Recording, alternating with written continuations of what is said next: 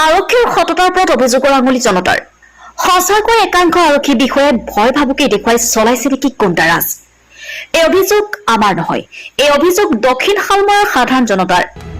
DSP নাইমুদ্দিনে সাধাৰণ জনতাৰ পৰা ভয় দেখুৱাই টকা লোৱাৰ অভিযোগ উঠিছে। আচলতে ডিএছপি নাইমুদ্দিনে আৰক্ষীৰ খাকী পোছাকৰ অপব্যৱহাৰ কৰিছে নেকি দক্ষিণ শালমৰা মানকাছাৰ জিলাত? যদি অভিযোগখিনি সঁচা হয় তেন্তে এনে আৰক্ষী বিষয়াৰ ওপৰত বিভাগীয় কৰ্তৃপক্ষই ব্যৱস্থা ল'ব পাৰিবনে? এই ক্ষেত্ৰত ডিজিপিয়ে কেনেধৰণৰ পদক্ষেপ ল'ব সেয়া পৰৱৰ্তী সময়ত হ'ব লক্ষণীয়। হাতশিঙিমাৰীৰ পৰা আহমেদ জুবাইৰ ৰায়হানৰ ৰিপৰ্ট, আছাম লাইভ 7।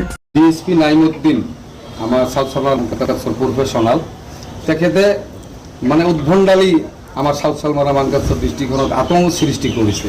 সিদিনা যোৱা ৰাতি 18 তাৰিখ ৰাতি 10টা চাৰে 10টামান বজাত মোক গাড়ীত হঠাৎ সন্মুখত আহি থিয় দি পেলাই গাড়ী পুৰা চেকিং কৰি কিছু একো বস্তু নোপোৱাত মোক ভাবুকি দি ৰিভলভাৰ ওলায়, মোৰ পকেট চেক কৰাৰ পিছত পইচা লয়।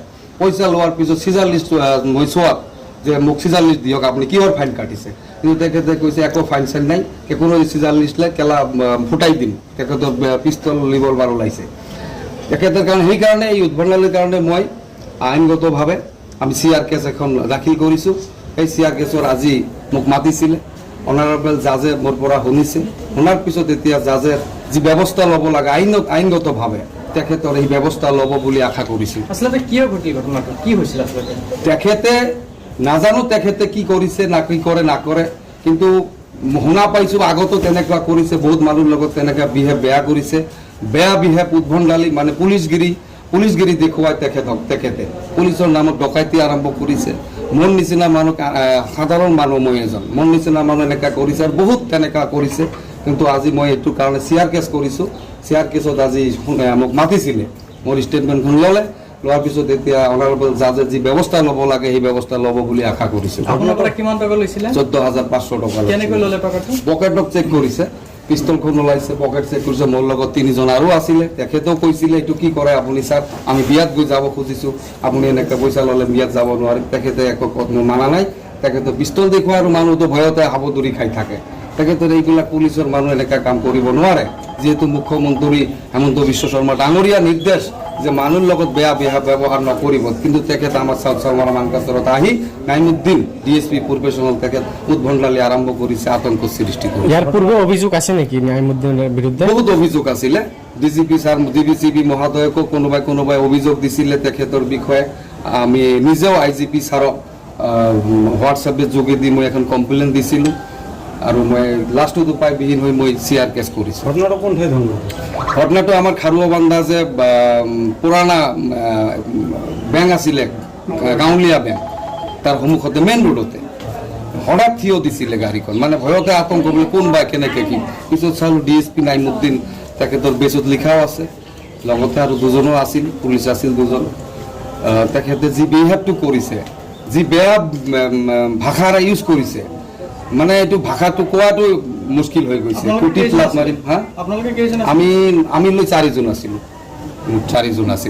এতিয়া আমি যিহেতু CR কেছ কৰিছোঁ, আইনৰ যোগেদি যি ব্যৱস্থা হয়, মোৰ পূৰ্ণ বিশ্বাস যে আইনৰ যোগেদি তাৰ ব্যৱস্থা হ'ব। আৰু আপোনালোকৰ যোগেদিয়ে মই DGP মহোদয়ক অনুৰোধ কৰিম যে তেখেতৰ এটা ব্যৱস্থা লয়। তেখেতে পুলিচৰ বদনাম কৰি আছে, অসম পুলিচৰ বদনাম কৰি আছে তেখেতৰ এটা ব্যৱস্থা লোৱাৰ কাৰণে মই অনুৰোধ জনাইছোঁ আমাৰ DGP মহোদয়। আপোনাৰ কি ভয় ভাবুকি আহিছে নেকি কোনো ধৰণৰ? আৰু ভয় ভাবুকি আহিছে, কেছ কৰাৰ পিছত 2 দিন পিছতে বিভিন্ন এংগেলৰ পৰা ফোন যোগেদি, মানুহ যোগেদি মোক ভয় ভাবুকি দি আছে। মিথ্যা অভিযোগ, মিথ্যা গোচৰ দি পেলাই মোক জেললৈ প্ৰেৰণ কৰিব, মোৰ এইটো হ'ব, মোক মাৰিব। এইবিলাক আইনত যি হ'ব তাকেই হ'ব। ভয় ভাবুকি কোনে দিছে? এইটো বিভিন্ন এংগেলৰ পৰা আহি আছে, বিভিন্নজনে বিভিন্ন কথাই বুজাব চেষ্টা কৰিছে যে তেখেতৰ নামত হোৱা কেছ গোচৰ হ'ব। এতিয়া পুলিচৰ মানুহ তেনেকুৱা, পুলিচৰ মানুহৰ লগত কেছ কৰিছা, কিন্তু এইটোতো কথা নাই। আইন সবৰে কাৰণে, আইন সবৰে, যি হ'ব আইনত হ'ব, আইনে ব্যৱস্থা ল'ব, সেইটো মোৰ পূৰ্ণ বিশ্বাস। আইনৰ ওপৰত আমাৰ অনাৰেবল জাজে আজি শুনিছে, মোৰ পৰা শুনাৰ পিছত কৈছে তেখেতৰ ওপৰত নোটিছ জাৰি কৰিব। পিছত আইনে যি কৰে সেইটোৱে আমি মানি ল'ম। এফআইআৰ দিয়াৰ পিছতে ভয় ভাবুকিখিনি আহিছে নেকি? এফআইআৰ দিয়াৰ 2 দিন পিছতে বিভিন্ন এংগেলৰ পৰা যে মিথ্যা গোচৰত ফচাই দিব, চচৰাই লৈ যাব, সেইটো বহুত কথাই আহিছে।